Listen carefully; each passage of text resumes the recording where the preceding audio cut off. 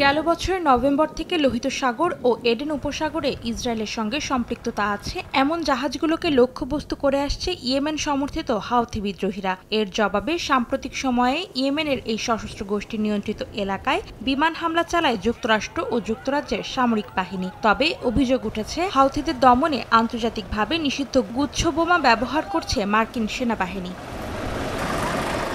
গুচ্ছ বোমাকে ক্লাস্টার বোমাও বলা হয়। এটি এমন এক ধরনের বোমা যা একই সময়ে একাধিক লক্ষ্যবস্তুতে আঘাত হানতে পারে। এই বোমা যদি বেসামরিকদের বিরুদ্ধে ব্যবহার করা হয় তবে তা আন্তর্জাতিক আইন লঙ্ঘন করে। এ কারণে 2008 সালে গুচ্ছ বোমাকে বিশ্বব্যাপী নিষিদ্ধ ঘোষণা করে একটি চুক্তি স্বাক্ষর হয়, কিন্তু এই চুক্তি থেকে নিজেদের সরিয়ে রাখে যুক্তরাষ্ট্র। বিধিনিষেধ উপেক্ষা করেই এই বোমা ব্যবহার, উৎপাদন, স্থানান্তর ও মজুত করে আসছে দেশটি। ইয়েমেনের অভিযোগ, হাউথিদের জবাব দিতে বেসামরিক নাগরিকদের বিরুদ্ধেও এই বোমা ব্যবহার করছে ওয়াশিংটন।